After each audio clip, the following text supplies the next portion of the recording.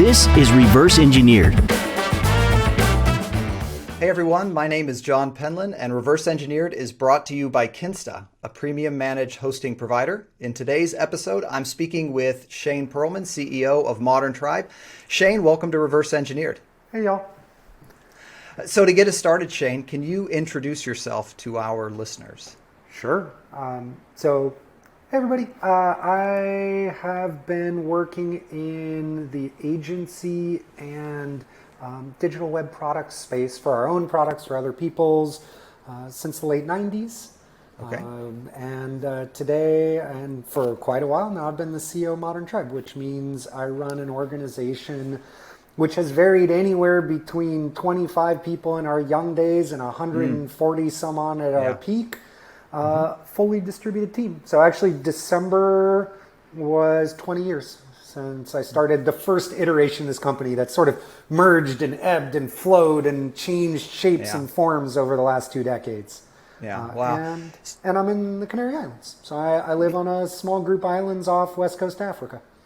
Right. So CEO of Modern Tribe, living in the Canary Islands, but I was looking at your background a little bit. You do a lot of different things. So tell us a little bit about some of the other stuff you're into. Like I know you're a real estate investor, and I know you have a family. So tell us a little bit more about yourself. Yep. So on the family side, my wife and I have been together longer than we were apart. So we're nice. Coming into that long period of time. We got two kids. My son is 6. My daughter's 11.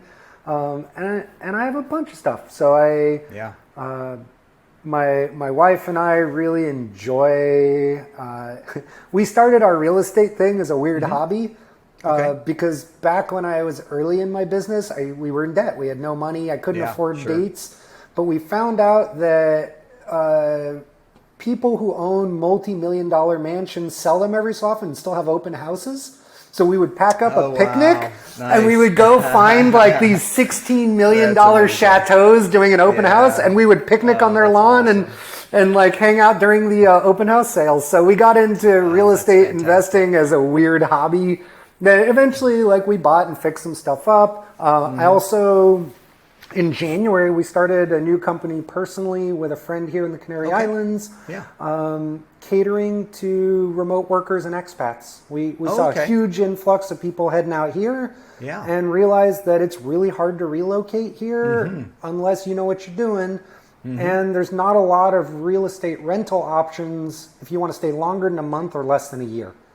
Okay. And so longer than a month, less than a year. Okay. Yeah. So if you want to just come down here for the winter for 6 months, bring your kids, work remotely, figuring all that out is actually like Spain has just made that really hard. And so we've got a business that's essentially co-living long term. So that's fun. Interesting. I stumbled on that yesterday or the day before. I think I found something on Instagram perhaps, or maybe it was on Twitter, where there were pictures of people like doing yoga in some kind of like group setting. It looked very idyllic. Is this that project? Is this what I found? Yeah, exactly. Okay. Very cool. So it's like a co-living, co-working space set up for, like you said, longer than a month, remote workers. Exactly. Yeah.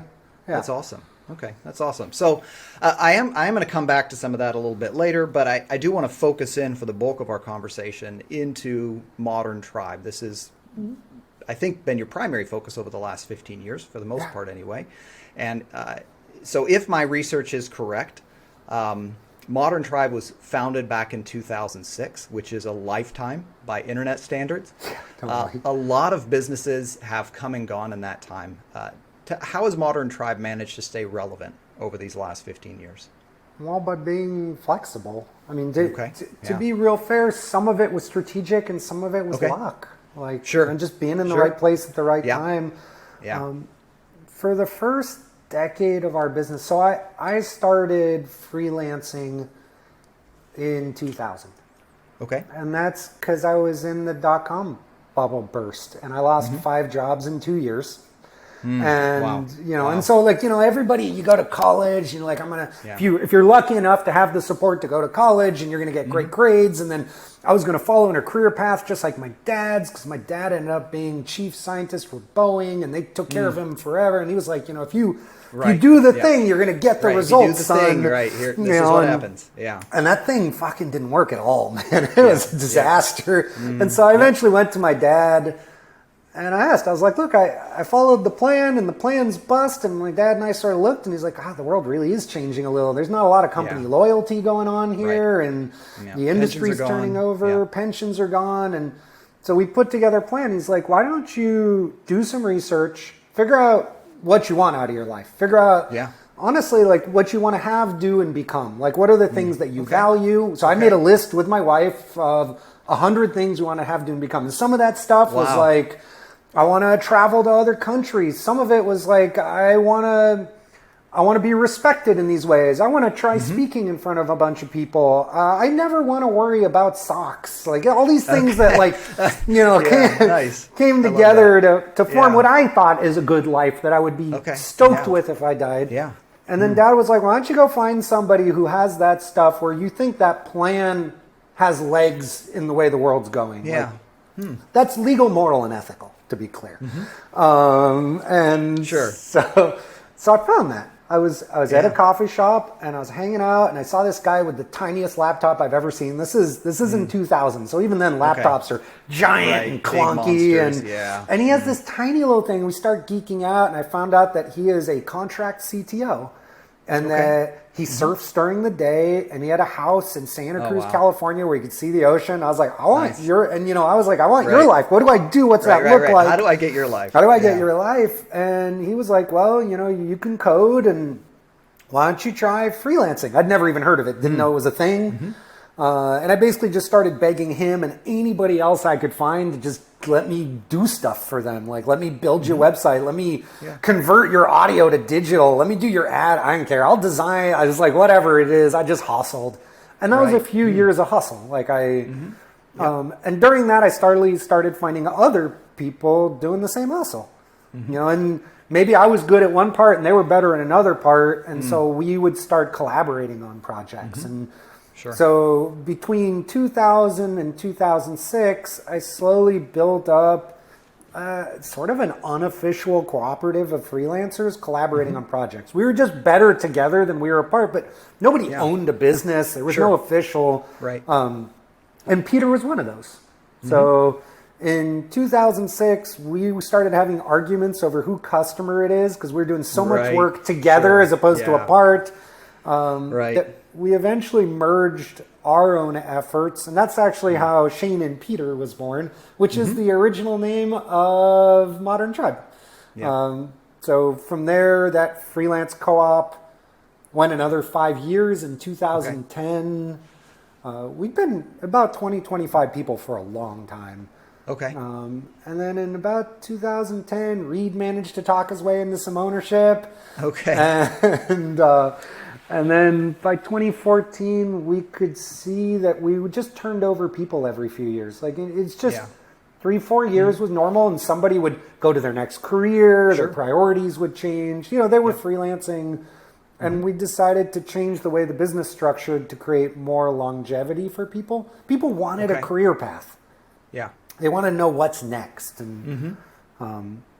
And so there was a lot of those like kind of iterative changes from a freelance co-op to a larger agency. And then, we went through some recessions, man. 2000 was no fun. 2008 sucked. That was bad. That was except for last year, the only time I ever didn't pay myself for a while because it was hard when corporate America went sideways. So we came out of 2008 and we all looked at each other and I was like, I don't want to experience that again. Like, how do we make sure we're not entirely dependent on corporate America? So we decided to focus on the plan that we came up with was to commoditize our byproduct. We're like, whatever we create for our customers, we're going to mine that for product opportunities. We're going to see what we can create. We don't have the money and budget to have our own R&D arm, but we're basically getting paid to do everybody else's R&D. So if we could basically work on our contracts to get it to the point where we have the legal right to use some of the IP that we're generating, and then we started putting stuff out into open source and some of the stuff took off. One of the projects we did allowed us to then create a mobile app when the iPhone came out. We created a surf app using some people's IP, and that was sort of successful, and eventually got acquired by Surfline, which was cool. I learned a hell of a lot about how not to be successfully acquired in that. We got reamed. Okay. When first attempt didn't go so well. Oh God, no! When I remember being on this call, and we had our family lawyer on there, and they had their lawyer, and we got off the call. Oh wow! And our family lawyer was like, "That lawyer is so mean," and I was no. like, "Oh yeah, we're so screwed." We got reamed. So I learned, okay, don't use your local family lawyer to negotiate large acquisition deals. Got it? Check. Right. Yeah. If your lawyer's scared that the other lawyer's being too mean, that's not a position of strength you're negotiating out of. Right there. We got so we learned, but eventually we put a lot of stuff into the open source because we believed in. We were deep in the WordPress space, and some of the things got traction, and then we had fun. Like I did a lot of writing for years, around freelancing, and so I knew the crew behind Envato because we were writing together for a decade. And so when Collis and Cyan were like, hey, we want to do a marketplace, I was one of the people they came to. And they were like, hey, Shane, we know that you have a bunch of products in the open source. Do you think we could commercialize any of those? Yeah. And so we're like, I don't know, can we? Be real helpful because maintaining open source stuff for free is really a drain. Absolutely. It's a so challenge. we threw some stuff into there, and that produced revenue streams, and then realized that their model didn't scale really well and didn't offer a lot of ways to provide really excellent customer service. So eventually we had to branch out and go solo, and that grew, and then we ended up at 140 people last Christmas. So it's been a wild ride. I mean, there's tons of nuance in there, but that's the gist. Right. Yeah, I mean, that's one of the things as I was looking at Modern Tribe, it's almost hard to wrap your arms around what it is, right? Because it's been so many different things over time. It's been an agency, it's been a product, in the events calendar, I think has been the most visible product that I've seen anyway for a long time. And then you've reached out in all these different ways. And one of the things that you said that really struck me was this statement of you decided to commoditize your byproduct. Right. So this is the idea that you're doing this work for a customer, and then in the past you just handed it off and that was it. And you said, well, how can we derive additional value out of this work that we've already done? Yep. Right. And I'm curious, as you've made these types of transitions where you've decided you're doing one type of work and you're going to add on something different. You're going to commoditize this byproduct into a different revenue stream. Have you found that to be difficult to maintain focus, like difficult to maintain your progress on this client work, because now we're working with the byproduct instead? How have you managed to balance those two competing interests over time? When we first had some success, right, it wasn't just a side hobby you did in the evening or whenever. We really noticed a set of challenges like early on, and they're around focus. Because any of you who are in an agency, you're going to know what I'm talking about. If you aren't, understand that agencies are like a hungry dragon.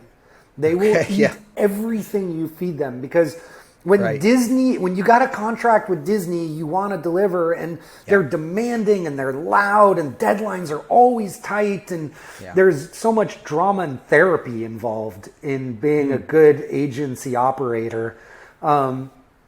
And product life cycles are completely different. They've got their own customer support journey and their own development journey, but there's no external force driving it. And so it's real easy for the agency to eat all your focus and products to always be the afterthought. So for a while, when we were trying to figure out how to solve that, I tend to solve my problems the same way almost always. As soon as I realize what it is, I run around and I interview anybody I can get my hands on who's dealing with it to see how they solve that problem. Nice. Doesn't mean I'm going to do what they said, but at least it gives me data points so I'm not in the void. Half the time it's just to make myself feel better that I'm not crazy. And so we interviewed a ton of people, and we ended up talking to this crew that ran like a multi-billion-dollar org that had both a service arm and a products arm. And I had a chance to sit down with their CFO over coffee. It was one of the advantages of being in Silicon Valley, to be honest, at the time. I had access to people through relationships that made a difference. And he looked at me and he's like, you can't cross the streams, man. He's like, it's like Ghostbusters, right? Never cross the streams. He's like, you can have a products company and an agent and a service company under the same umbrella, no problem. You can share back offices, you can share HR, you can share things to create cost effectiveness, but the actual execution teams can't be the same crew. Yeah, it'll fail. They'll just burn up. And so that was a thing we figured out really early on. We're like, okay, don't cross the streams. Like, have separate teams working on this. Like, the one side of the business can financially subsidize another one. We did that all the time. Sometimes agency carried products during a growth period, and sometimes products carried agency during a bad market, like that. Right. Like, we had a vision for a long time. We called it the three-legged stool. We wanted 3 completely independent income streams that were affected by different market sources.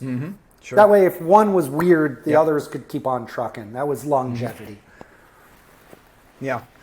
So you're in this space then where you've got the product arm, you've got the service arm, and so just to get practical, when you talk about having different teams, you're really talking about like engineers, designers, developers, the folks who are putting the product out or doing providing the service. So you're not going to have a developer that's going to be working for an agency one day and then also have some product responsibilities. Which is unavoidable when you're small and getting going. Like the cost reality of having separate people is hard, but we used part-timers. Like, we were mostly freelance. So somebody could be 5 hours a week on a project and that was fine. Right. If your model is only full-time labor, that gets much harder, and it's probably unrealistic. Yeah. I did want to talk a little bit about that freelancer, full-timer, or freelancer traditional employee divide, because it sounds like that's a transition. If I understood correctly, you guys really made that jump sometime around 2010, where before then it seemed to be a kind of a consortium or an organization of freelancers, and then at one point you said, look, freelancers go through this 3 or 4 year period where they are strong, and then I was a freelancer for about 3 or 4 years myself, and I burned out, right? Like, I got tired of bringing new business in the door all the time, and I wanted the stability of a regular paycheck, and so I made the jump from freelancer to full-time contractor, but from freelance income. So I'm curious about that transition. How did that come about? Like, did you guys just grab the 25 folks you had and said, okay, you're full-time now? What did that process look like? Even today, I think 60 or 70% of our workforce is part-time. Really, the way we approached it was real simple. People came to us. Yeah. People came to us and we're like, dude, I want a long-term path and relationship. And we realized for us, our priority, like our cultural priority, has always been flexibility. That is what we matter. So, WordPress as a project and Automatic in part is about democratizing web publishing. They were like, we think anyone should be able to create great content on the web. They have what I call an externally focused mission. Right? We don't have that. Sure. Our company has an internally focused mission. Our mission is to live well and do good work. That's it. I wanted a vehicle. I never wanted to be stuck in one particular mission because I have about a 2 to 3 year attention span. Right. And if you lock me into anything, like my team has a joke. They say, if Shane doesn't have a new adventure to go on every few years, he will just make one for all of us. Right. And so nice. To me, Modern Tribe has always been, it is a vehicle for the life that I want. That's what it is. So our staffing model needed to represent that. For a long time, my understanding was that the only way to give people flexibility was to let them be their own owner. And then I grew up a little. And to be honest, our industry got older and I got kids and I started to be like, oh, not everybody wants that. Right. Well, maybe we need to upgrade our staffing models so that it can meet people wherever they're at in their own personal journey. So today, we have international full-time contractors. We have international part-time contractors. We have part-time employees, part-time contractors in the U.S., full-time employees in the U.S., subcontracting company. We have like every model you can imagine because our priority is to provide organizational flexibility for individuals, for them to live well and do good work, and therefore for us to do the same. Yeah. Yeah, since I wear the operational hat at Kinsta, and so we're a distributed company. We deal with a lot of the same dynamics where we've got folks all over the world.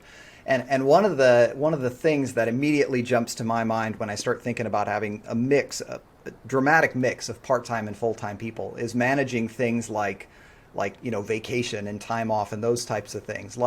Have you found that to be a challenge? Is that something you guys have to think through regularly, or have you kind of just pulled the rug out from under those things and said, how do you approach those types of things? So we have always been an organization that focus, a little bit anchoring onto that flexibility idea. We've never had working hours. Yeah. We've never expected people to be anywhere. We've never cared where you worked. We never even cared when you worked, as long as you met the deliverables of your projects and supported and communicated well with your team. And so those were the two, to me, fundamentals. So a lot of those traditional structures a lot of people had, we never had those in the first place because they didn't make sense for the way we worked. Sure. We have a handful of things that really matter. We have found over years of experimentation that for a team to gel and connect and be highly effective, they need to talk every day, at least every few days. And so to do that, and we also found that async doesn't communicate culture.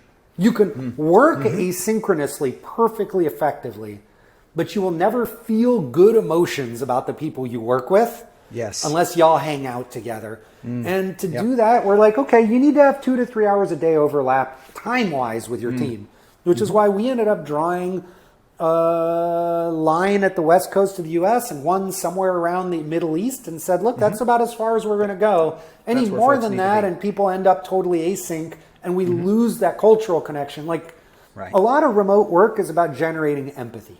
That is the cultural challenge. The whole world is about to figure this out over the next year because they all got forced to go remote about a year ago, last February, March. And they've been writing off the historical emotional connections people have generated beforehand. But as time passes, especially when people are under pressure, working hard, have life situations, it's really hard to assume the best in people. The natural default for the average human is to not assume the best in things. Right. And so you got to spend a lot of work as an organization connecting with people, helping them find empathy, and ultimately coming to the conclusion we're in this together.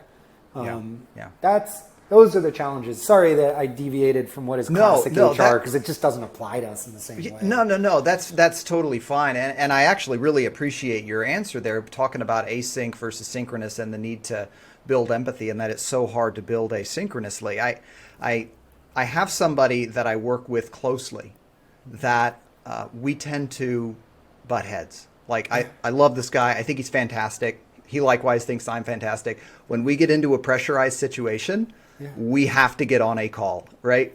If we try to hammer it out in Slack, we're both going to be furious. But if we get on a call, within 30 seconds, we're laughing, right?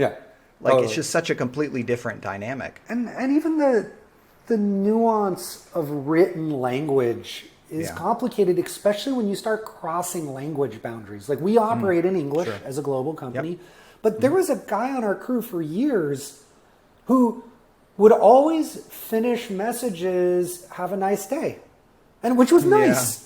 Except he didn't track the idea that when you send somebody a nasty message and finish up with "F you" and "Have a nice day," have a nice day. That does not land right. And so there is a lot of nuance to understanding how to connect successfully. Do you guys have any regular practices that, as a company, you try and get folks to engage in to try and build empathy in a synchronous communication fashion? There's a ton of stuff. What are some of the things you guys do? I can talk about some of the things I'm does, curious. What are some of the things you guys do? So the most obvious and the one that we're hurting the most from is retreats. Oh, There yeah, is absolutely. magic that comes from Yep. just spending time with people in a place. So every year we had company-wide retreats. They've been in the Dominican Republic, Costa Rica, all over the place. We also do group retreats. That's a really important part. Not having that is super noticeable. Like we have seen a deterioration of culture as a result, unavoidable. Absolutely. Digitally, we have all kinds of practices. One of the ones that Reed hates and I love, because everybody, my business partner Reed, we built an internal fiat currency called tacos. You can give somebody a taco for something. Yeah, this is a Slack integration, isn't it? It is. So did you guys put that together?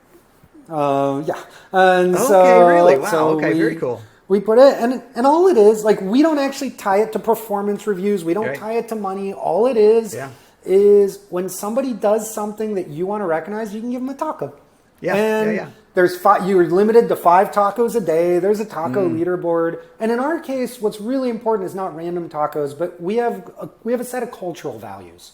Okay. We believe that for years, Peter and I in our early days were like, what's the difference between the people who are freaking killing it and the ones who are struggling?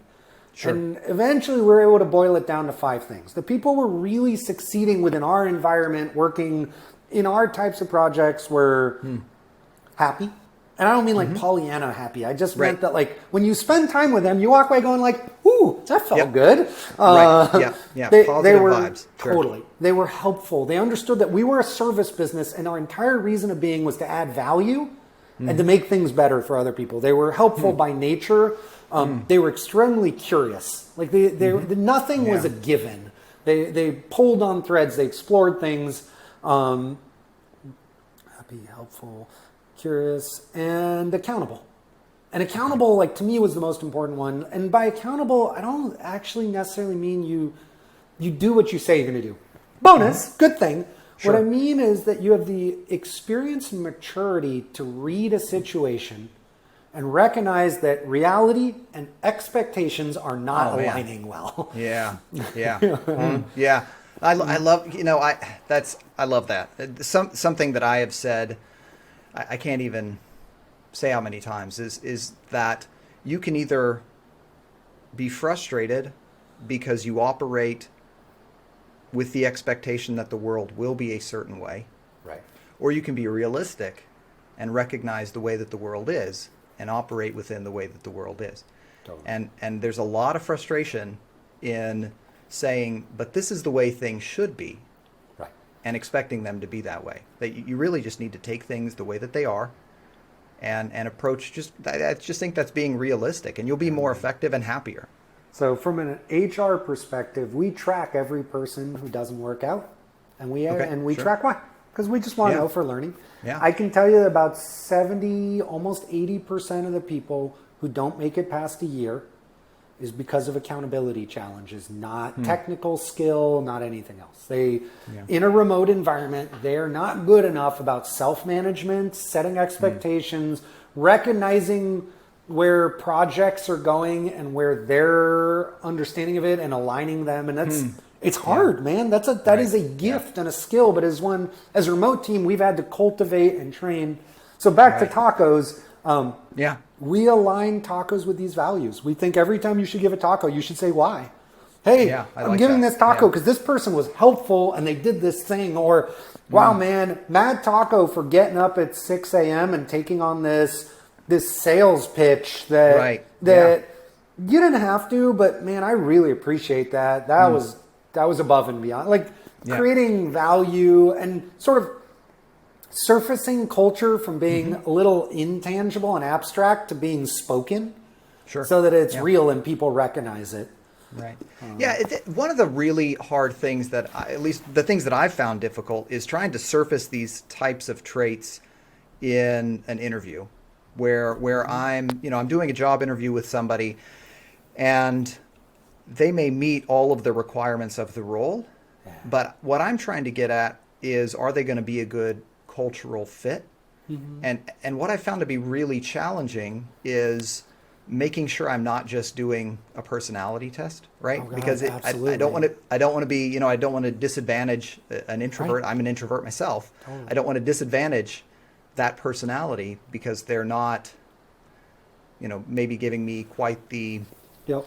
Well, quite the energy that I'm looking for. But I'm curious, So we've done two you guys have things clearly on that. defined these values. How do you approach those in the interview process to try and seek those out? So there's three key things we do, and this is a constant journey. The first thing we realized really, really early on is interviews aren't that great to start with.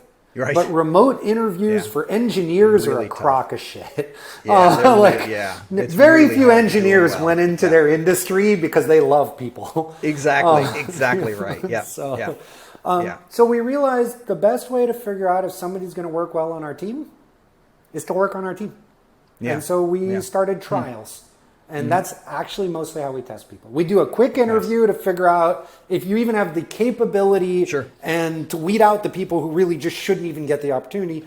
But then we do paid trials. We pay for them. It's throwaway work, but we figure if you're going to take time away from family or work, you may need the financial support so that everybody gets a fair playing field.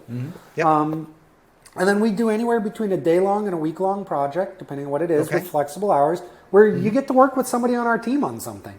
Yeah. And that person has a rubric to measure and test against how the work went, how did they communicate, what did they think and ask questions about, did they even show up, or were they accountable? Because to us, testing accountability is the hardest part. Sure. And the only way to do that is to just try working with them and see how actually they work with them. do it. So that's one. Yeah. And we have a pretty good budget for that. I'd say 2/3 of our recruiting budget is actually our trials budget, just to try working with folks. It's a big journey to get from application to trial because I think last year we had like 12,000 applicants and we ran 80 trials. So that's quite a few. Yeah. So I don't. But so that step one is trial. Two, Peter, my other business partner, is a huge advocate of. Oh my gosh, it has a name and I just blanked. He likes to get people to tell stories. Okay. So he's like, don't ask yes/no questions. Don't ask if they have skill. He's like, fine. He has a whole list of these questions whose entire purpose is like, tell me a story about when this kind of happened. Yeah. Tell me a story about when your team delivered a project and it failed. Yeah. And we want to hear, and I want to hear how they talk about it, who gets accountability, how they talk about what they learn. Because honestly, if you haven't had a project that failed, well, then you're early in your career. Just wait. It'll happen to you any day. It's coming. And it's normal. And so I want to see how that happened and see these kind of stories to me surface personality traits, surface a little more truth. And then last, this is something that we actually have a blind committee that does the final decision. So it's cool for the interview team to get into personality and whatever. I mean, we know within HR approved boundaries and non-discrimination, all this stuff. Sure. But at the end of the day, what we really wanted was, and this is a challenge because sometimes it helps with diversity and sometimes it hurts. Sure. But if you hand 5 candidates worth of trials and interviews to a blind committee, these blind committees, by the way, are not abstracted people. It is the team they're going to work with. So we're like, hey, we got 5 candidates for your crew. Pick your next team member. Pick your team member. Here's the matrix. Here's the rubric. But you don't know their gender. You don't know their race. You don't know where they're at. We've removed all those things. It helps remove some of those biasing behaviors where people will naturally choose people who are just like them. On the other hand, unless you're able to create a diverse enough pool of people going into the blind thing, it can exacerbate. So that's challenges. And so one of the things we've done is we've created a diversity score as part of the things that goes in, which is like, hey, this person will push our diversity forward or won't. It's not the only thing, but it's just part of the picture in the way that we bring it. Yeah, that's interesting that you guys pull diversity into like actually, the rubric, as it were. One of the things that we've found challenging as a globally distributed company is that diversity can mean so many different things in different places, right? Like I think one of the things that was most eye-opening to me is back last summer when there was a whole lot of stuff around race happening in the United States. I was talking to some of my European colleagues, and some of them genuinely just didn't understand it. And because from their background, the issues with, whether it's an ethnicity or race or cultural background, they had nothing to do with the color of skin. They had to do with these historical differences between people groups, right? Where as an American, I would look at these two people and say these are demographically identical people, and they would look at each other and go, "Oh no, we're not," right? Right. I mean, to the point, it's a real challenge. We hired an HR consultant who specializes in DEI, diversity, equity, and inclusion this year to work with us. Nice. To kind of explore a process, because we were having these arguments internally nobody could solve. I would make the argument that geography is part of diversity. Mm-hmm. Sure. Because I was like, look, you could have 2 black people, 2 white people, whatever, but if one's coming from Botswana and one was in the UK their whole life, they're enormously diverse as far as I'm concerned, even though from a checklist, they may look the same from a DEI. And even right now, the biggest struggle we're having, I'm even curious where you're at. Yeah. Are we an American company with global staff, or are we a global company that happens to have a headquarter in America? Right, sure. Culturally, it's really different answer how you behave. Yeah. I mean, I can tell you our answer to that. Yeah, do it. We don't agree on our company, so I'm curious. We were founded by a team out of Europe. And so it is important to so while we are a U.S. company at this point, we were founded out of Europe, and it's really important to our CEO and to our founding group that we not become too American-centric. Too Yankee, right? Sure. Yeah. So exactly, yeah. So that's exactly where we get into a question of like, how do we measure diversity? Where there's an American answer to that, and we're kind of saying there's value in understanding that answer, but that answer doesn't work for us because our team, I think probably 30 to 40% of our team, I'd have to look at a list, 30 to 40% is in the US and the rest is everywhere else. And so that answer doesn't work in a lot of places. Yep. And so it is an ongoing challenge, but we do intentionally try to think of ourselves as a global company, not as an American company. That is a very intentional choice on our part. Yep. So yeah, I, as an American living abroad who's always been flexible, tends to feel the same way, but we're still trying to navigate that answer and understand what it really means. Yeah, right. It is difficult. It is a bit of a, what is the personality of this company, right? Because there is really no such thing as a global personality, right? Like there is no. If you're an American company, that has certain connotations. If you're a UK company, that has certain connotations. If you're a Hungarian company, whatever, there are certain, you can get at what that means culturally and these sorts of things. But there is no overarching global answer, right? Well, so it gets does even become weirder. a Like, challenge. not to put you on the spot, Sure. if you can. If not, we can edit it out. What's Kinsta's mission? Like, why are you all like you as a group? Like, what's the purpose, the raison d'être? What's your purpose of being? Right. So that answer evolves over time. So it's a lot like yourself, where we are not an externally focused company. Okay. So we do have an internally focused mission around providing a vehicle for flexibility for our own owners or founders, shareholders, and we have a set of 5 values that we've delineated, and they include things like providing an exceptional customer experience. That's always been core to what Kinsta has done. It includes things like recognizing that our team is our most valuable and our most important asset. It includes things like recognizing that we are running a marathon, not a sprint. I think the way we've expressed that, because that's been said that way a lot of times, so we said it a little bit differently. I think we said we take the long view, which is this idea that we're not operating on a quarter by quarter or even a year by year basis, right? We're sitting back now and looking what's coming down the road, 3 years, 4 years, 5 years down the road, and how do we position ourselves today to be ready for that eventuality, for that future. So we are very much focused on building a business that works for our founders' financial and lifestyle goals, and that also provides an exceptional experience for the people who work here. Because it is really important. Something that Mark, our CEO, talks about a lot is treating our team members like adults and giving them, providing a good life, providing a good life to the people that work for us. Yeah, I mean, we talk about that a lot. Like, we don't micromanage. We don't hire people whose hands we're going to have to hold. We don't tell people what to do. Our goal is to bring in people who are better at our jobs than we are, and to then let them do it, and to tell us what needs to happen. So we have, marketing people, PPC people, content writers, support people, engineers. These are things that the founders, or that, I joined Kinsta when we were a team of 15, that I did early on. There are people, I joined in support. There are people who are so far ahead of me now in support than I was when I was there.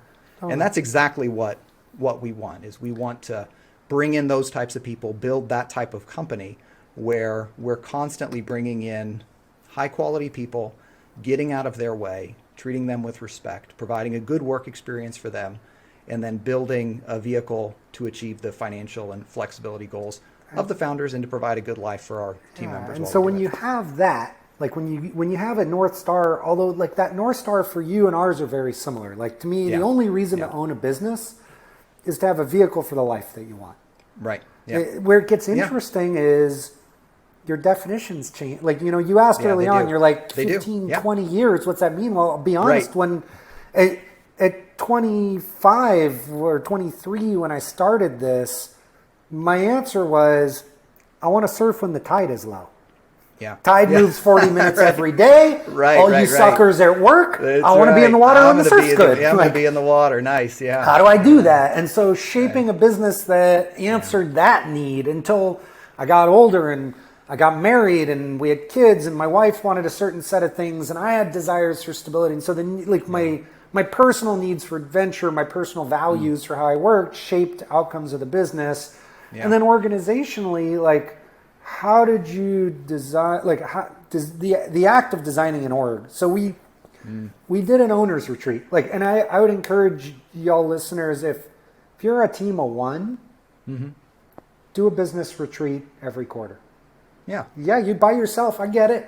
Take the time to work on the business instead of in the business. And if you don't have a mentor or somebody to be a mirror,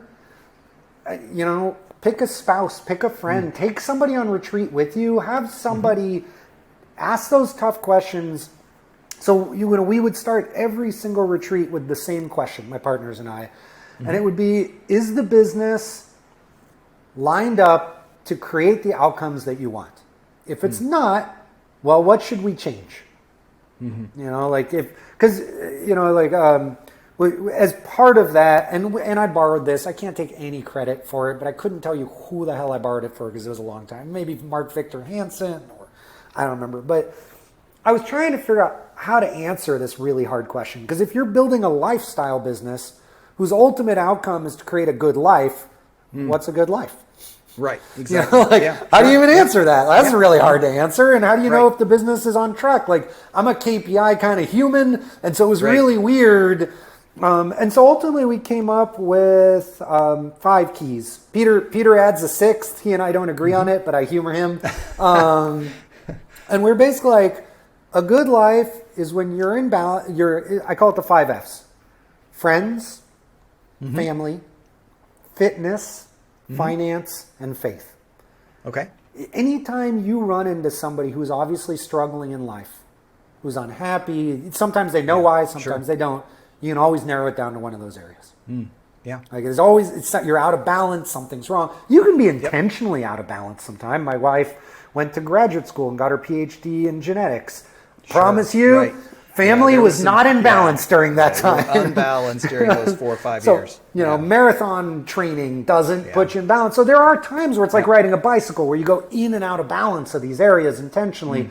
But when something is grossly out of balance, and so a lot of times we would start a retreat and we'd go, is the business contributing successfully to these 5 areas, or is it causing problems? And do we need to change something to make sure it's not at odds? Yeah. Peter eventually added fun. He's like, all 5 of those can be great. You can have no fun. Right. I'm like, I don't agree with you. Right. I think if all 5 of those are awesome, I'm by definition having fun. I'm going to be happy. Yeah. If the other 5 are in sync, I'm going to be having fun. I'm going to be happy anyways. That's sort of one of those. But and to clarify on faith, for all of you who aren't religious and discounted that one instantly, neither am I. And my definition of faith is your understanding and model of the world in line with your experience of the world? Yeah. Because sometimes you'll run across, I saw this whole article by Jim Carrey about how everything can look great, you can be super depressed. And when you picked it apart, what it basically came down to was he didn't have anywhere to go. He had no goals, nothing he was passionate about, and his understanding of what a good world looked like and his reality weren't aligned, and so he was constantly stressed.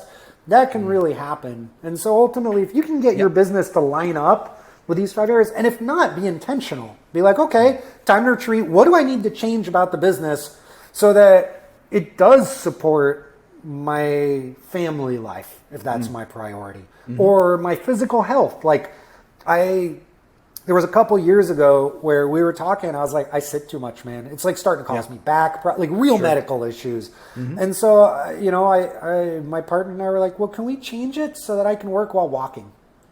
Interesting. And it wasn't a walking desk, that didn't interest me, but Right. I started moving most of my calls to be, I was walking 3-4 hours a day. I would just do my calls on my headset. I like that. Yeah. And it was like a small tweak, but it was a tweak that was transformative for my life. Yeah. No, I actually really love that. The walking while calling specifically is very appealing to me. I don't know if you can tell, I'm standing, and for our listeners, I'm at a standing desk right now, and I do stand most of the day. But I live on this, it's about 1 kilometer long road that's a dead end road, and there's like 6 houses out here, right? I mean, just a perfect road for plugging in a headset and walking up and down when it's nice out. So that's an idea I may have to steal. So I want to be thoughtful of time. So I do have one more question. I want to get back to something you said really early. I'm going to ask you this question, then I have a couple of really quick kind of wrap up questions. So the one question, I want to go back to something you said right at the beginning. I had asked you a question about, how has modern tribe stayed relevant over the last 15 years? And you said something like, well, a part of that's been strategic and a part of that's been luck. Yeah. And that actually jumped out to me because I've long held that any person's success is a combination of factors, and luck is a contributor. And I think to deny that it's a contributor is hubris. And I'm just curious, like, what's your take on that balance between strategy and luck and success in business? Well, there's a lot of like really famous quotes that like it's when preparation meets luck. Right. They're like, oh, you're an overnight success. You're like, yeah, if you don't count the 15 years I practiced. Right. That's right. Yeah. So there's luck. Like, dude, I got, you and I were chatting early on. You're like, how did you guys get some of these huge brand names? Like, how did you get Boeing or SAP? And the answer, honestly, for almost all of those was through a personal connection. Really? Wow. But I wasn't sitting around waiting for someone to be like, hey, Shane, you want to work with Nike, man? Right. Because that never happened. What happened was I called my dad. I called every single person I knew. Every time I was out doing something, I would be meeting new people. For years, I had a goal of meet a new person every day. Really? Because I knew that was one of the things that was going to be required in order to have a successful company. Because I knew I was fairly introverted, didn't have a network, and found a mentor early on who told me your network is going to be required to succeed at this. Yeah. You got to build your network. Yeah. It doesn't have to be everybody. If you meet a new person every day over a few years, eventually somebody's going to know somebody. Right. And so we got SAP because Peter knew somebody who got a new job at SAP. We literally today, I'm trying to sign a contract with Salesforce because somebody who worked for us 15 years ago just got a role there and called me up. Like after I congratulated her, I was like, hey, awesome. And she's like, dude, we could use your help. But if I hadn't reached awesome. out and said, Yeah. awesome, I know you, what an amazing thing you just did. Right. Yeah. So always be selling in a not a creepy way, Right. but in a Right. always be nurturing your relationships such that they can lead to outcomes, and not be afraid to ask, like, hey man, I really miss working with you. You got anything cool coming up? Yeah. Do you make it a point to, I know some folks who have a similar emphasis on relationship. They make a point to invest, X amount of their day or X amount of their time in building relationships. Do you have any kind of rules of thumb or any practices that you stick to try and I nurture come and your go. network, so to speak? For years, my goal was to meet a new person every day. Like I really put a lot of work into that. And then my role changed such that I wasn't the only person contributing to pipeline, and I had other more important ways to contribute in the org, so that eased up. But for years, I still send out at least 1 or 2 emails a day to somebody just to congratulate them on a new job, see how they're doing, share something cool, and it's not like 2/3 of the time it's not even I'm not trying to do a thing as much as understand that as long as I'm adding value and keeping a relationship warm, at some point I'll be able to add value. Right. Sure. And if I can help them, then they will eventually help me. Yeah. I mean, 1 or 2 touch points a day. I mean, that's 500 a year probably when it's all said and done. So, that's not a big daily investment, but that over the course of a year, that would really add up. And I'm curious, meet a person a day. You've said that a couple of times. How in the world did you do that? Right? Well, how did you interact with enough people to meet a new person every day? So one of the things, this was like a weird one that was really important because I've been a remote worker since 2000. Yeah. And it is really easy to get super isolated and end up in your home. And so that was as much a mental health play as it was a business strategy. But what it really meant was I had to get out of my house. I had to leave my house and go somewhere and work in a coffee shop or, go to a when co-working eventually showed up 8 or 10 years later, and it was just going out and like meeting people. It also was online. It's like I would write and then have conversations with people. Today, social media, but it's not like a light touch point. It's trying to build enough of a relationship so that somebody has a warm reaction when they see your name, like a meaningful connection. Right. And I think I can safely say this was not a sales outreach, right? Because if I check my DMs on LinkedIn, right, they're full of folks who want to meet me, but they don't actually want to meet me, right? And that's not what you're talking about. That's not what I'm talking about. Yeah, absolutely. Cool. All right. So as we kind of wrap this conversation down, I do have 2 kind of closeout questions for us here. So the first is, do you have a go-to resource you would recommend to our listeners? This could be a blog, newsletter, a person you follow. Is there something that, or a conference, a book, whatever? Is there a resource you would say listeners of Reverse Engineered should check this out? Oh gosh, there are so many different. Let's see where to go. I'll go books because I'm a voracious enough reader. Kindle just told me that last year I read 82 books. So nice. I read a lot. Nice. There's a handful that I read in the last year that I loved. And some of them are revisits. There is a group called the Arbinger Institute that wrote a book called Leadership and Self-Deception. Okay. That every time I've read it still fucks with my head. Okay. And so for a book every 5 or 10 years for me to go back to and be like, God, again, I can't believe I'm still doing it. It's such a powerful book for anybody who's starting to make that transition from working alone to teams. It's and even if you run teams, I'm such a fan. There's another book that for people running slightly bigger teams that I really like. Oh my God, what's the name? It's a guy who was the admiral of a submarine. They give him the worst submarine in the whole Navy, and basically were you need to figure out how to get this thing working. And he realized in the military where everybody just jumps to orders, he had to teach people to think for themselves. And it's a really interesting book about how do you create self-managed teams. It's called Turn This Ship Around. There we go. Turn This Ship Around. Okay. I love those. Those are awesome. Yeah. So we said the leadership and self-deception. Leadership and self-deception, and turn this ship around. Okay, we'll make sure and include those in the show notes so folks can check those out. And then my last question, where can folks go to either connect with you or to learn more about Modern Tribe? Sure. Well, our website is tri.be. It's just the word tribe with a dot between the I and the B. Yep. And me personally, I'm harder to find these days than I used to be. So you can always send me an email, but I've mostly moved my ass out of social. I'm still on Facebook every so often. But I'll throw a thing.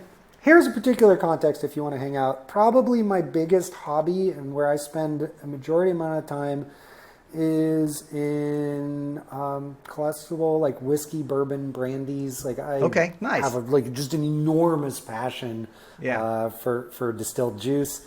So if that's a thing you're into and you want to chat, find me on Facebook. You can gladly build a relationship with me through my hobby. And if there's ever a point to talk business, fine. Right. Okay. Very good. Yeah. And I got that impression as I was preparing for this episode. You don't seem to be as active on social media. And I'm not either. I think in the last year, I think a lot of folks who have been, involved in the internet for a number of years. It's a mental health play. Exactly right. I think it's just you need to pull back and focus on real life a little bit. So that's good. But sounds like bourbon and whiskey on Facebook, and you can build a connection that way. So there you go. Okay. Well, Shane, thank you so much for spending some time with us today and letting our listeners learn a little bit more about you and about Modern Tribe. Cool, man. Was that good hanging, John? And thank you to our listeners. That's it for today's podcast. You can access the episode show notes at kinsta.com/podcast. That's KINSTA.com/podcast. If you enjoyed this episode, don't forget to subscribe to Reverse Engineered and leave us a review on Apple Podcasts or the platform you're listening on right now. See you next time.